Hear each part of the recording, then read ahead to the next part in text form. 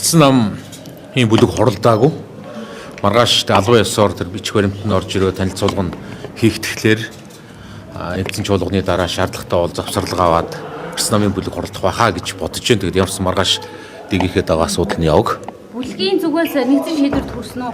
Хоёрдугаарт Ардсан намын бүлэг ерөнхий газрыг хоцруулах хэсэг санал хураалтын дээр гишүүд нь оролцох уу? Гуравдугаарт та гишүүдийг гадагшны олж аль болохын ажиллагаанд оролцуулахгүй байх бодлого барьж байгаа гэсэн ийм мэдээлэл байгаа л та. Гадагш нь явуулж. Чамаарчтай явуулж. Тийм томил төгж явуулдаг санхүүгийн эрх мэдэл зурдаг тийм албан тушаалтан биш ээ. Бүлгийн дарга, намын дарга. Ардсан намын хувьд маргааш бас давтаад хэлье. Маргааш асуудал орж ирэхлээр бүлгийн хурал хийгдээд шийдвэр гараад л явна. Бусад намууд бол одоо бодлого нь тодорхойлогдсон ямар шийдвэр гарах нь бол тодорхойлсон байна. Ардсан нам одоо өнөөдрийн хүртэл тодорхой бас гишүүдийн хүртэл одоо яг яахаа зарим гишүүдэд зөвхөн Ардсан нам бол одоо маш том хүчин байх бүрэн боломжтой шүү дээ. 40 хэдэн гишүүн гэдэг бол та чимээгүй та өөрөө намын дарга, та өөрөө бүлгийн дарга яагаад ийм материал орж нэгдүгээрт нь материал орж ирээгүй байна. Яг улсын хурлаар хэлцүүл яг ямар үндслээр ямар материал дээр үндэслэж маргаашийн тогтоол орж ирж байгаа юм бэ гэдгийг би л уншиж үзээгүй.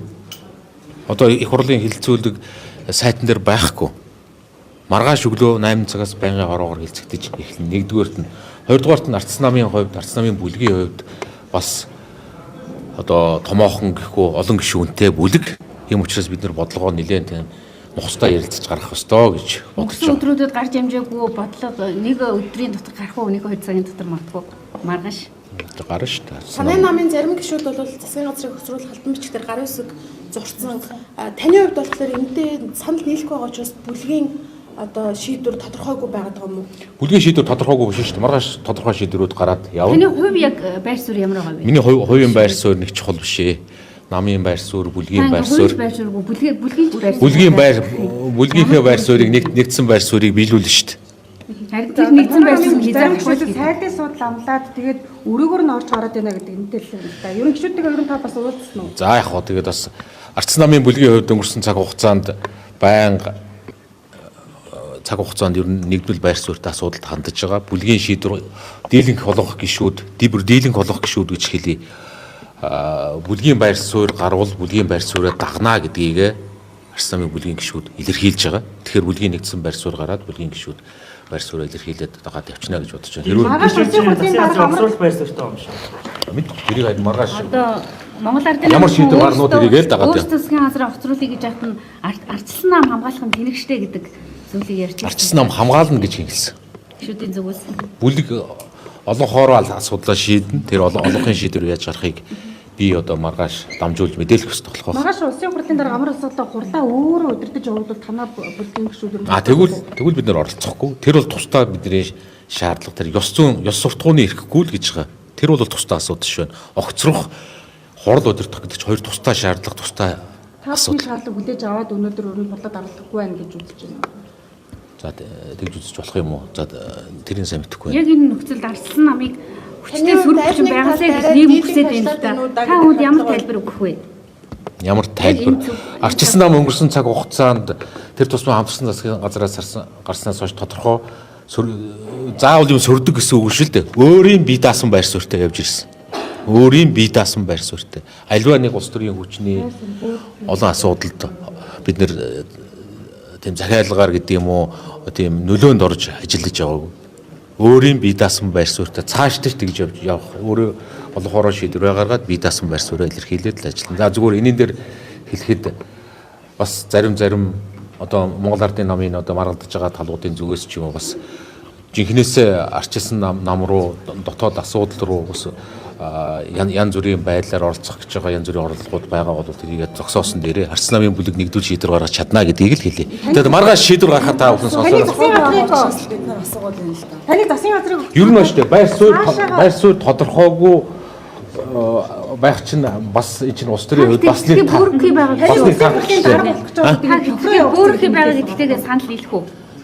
Зөвхөн тэрийг та бүхэн өөрсдөө дүгнээр би өнгөрсөн хугацаанд ийм арга болох гээд байна гэдэг одсын газрыг хөцрүүлэх гэдэг дараагийн арга болох гээд гэдэг мэдээлэл байна. Орд ирэл болох уу? Орд тас худлаа мэдээлэл би санал ирсэн ч болохгүй. Их хурлын би болохгүй. Энэнд бүрэн дүүрэн гэдэг. Би надад санал ирсэн ч би тийм намайг арчилсан намын сайд нараа болох уу? арчилсан намын Гишүүдийн сайд нараа. арчилсан намын төлөөллийн байгууллага намайг энэ дараагийн сонгуйлуудад амжилттай орвол намаа ялуул гэж намайг намын дараагаар сонгосон болохоос биш. Намайг намын даргын суудлыг ашиглаад төрийн өндөр албан тушаалд оч гэж намайг сонгоогүй байх гэж бодож байна. Надад тийм санал ирсэн ч би л аль нэг албан тушаалд очихгүй. Батулгай түрүү бас Очихгүй гэж би бас байнга өнгөрсөн 1 жилийн хугацаанд илэрхийлжсэн би тэрэн дээрээ л байдаг. Нүүдээс гарсан оптик гэрээнүүдийн мэдээллийг та бол харсан бах. Нэг компанид маш олон давуу өрх олгоод одоо 27-8 удаагийн. За би тэр нарийн мэдээллийг сайн мэдсэнгүү тэр нууцаас гаргаж байгаа бол одоо маш Сүрүүшний маш том намын дарга хүн байж ийм чухал мэдээллийг. Гэр нууцаас тэр нүүрсний гэрээнүүд олон гэрээ гарсан би сайн судалж амжаагүй байна. Энэ бол одоо тийм зөвлөө нэг компанид ийм их давуу байдал одоолох. би тоо баримтуудыг сайн үзэж мэдэхгүй байна. Үнэхээр л одоо энэний цаанч л хулгаал байгаа шүү дээ. Өөр юм. Арслан намын одоо барьцсан гэж болохоор Батулгай таныг хүчтэй сөрөг хүчин байх хэрэгтэй шүү цогтгөрлөө гэж Загсан байлээ. фэйсбүүк дээр бичсэн байна. Тэрүүтээс тантай уулзсан. Тэгэхээр энэ талаар ярилцсан уу? Тэгээ Батулгай бас орж ирээд санал бодлоо хэлээд зөвлөгөө хэлээд гарч байгаа. Ер нь зүгээр би нэмээд ганц зүйл саяны зүйлүүд явах вэ? Арчилсан нам нэгдүгээрт нь энийг энэ бүхнийг даван туулаад арчилсан намын бүлийг асуудлаа шийдээд гарчихнаа. Энэ асуудлын засгийн асуудал нэг биш нэжгээд удаа ирэх хугацаанд болох нэ. Энэ зөндөө асуудал болох нэ. Ер нь энд юу болж байгаа гэдгийг би суур өнцгөөс ганцхан зүйл хэлье. 2016 онд өнөөгийн эрх баригч Монгол Ардын нам засгийн эрхийг хууль бусаар авахын тулд 60 тэрбумын хэрэг гэж тухайн үедээ шүүгж байсан тийм ээ. Та бүхэн бүгдээрээ мэдж. Одоогоос нэг 10 жилийн өмнө юм байна. Өнөөдөр 40 их 80 10 20 их 80-аар ярилцаар байгаад одоо бараг 60 их 80-ийн хулгай ярьдаг болчлоо. 10 жилийн дотор 60 тэрбум гэдэг 60 тэрбумыг мянгаар үржүүлжээж 60 их 80-д гардаг. 10 жилийн дотор Монгол Ардын намын ярьдаг хулгай хэрэг 1000 дахин томорсон байна шүү.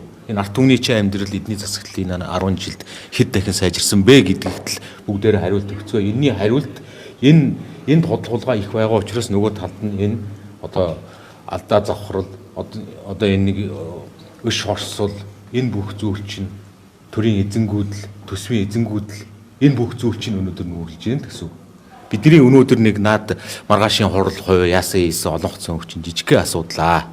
10 жилийн дотор энэ эрх баригч чинь 1000 дахин том хулгай ярьдаг болчлоо шүү. Наад засгийн чинь асуудал нэг биш нэжгээд удаа гарах нэ. Та бүхэн бүгдээрээ хэдүүлээ сайхан тайван асуудлыг хандаад улс орныхоо талд, арчилсан тогтолцооны талд, парламентын засаглалын талд хэдүүлээ асуудлаа нустаа яриад явна. Арчилсан намын бүлэгт бүрэн дүүрэн тийм чадвар бид бүгд нэгмэл байр суурьтай асуудалд хандаж чаднаа. Тэр тусмаа энэ төрийн хямралын үед бид нарт арчилсан намын түүхийн өнгөлөөсөн үр хариуцлага биелүүлж чаднаа гэдгийг хэлээ.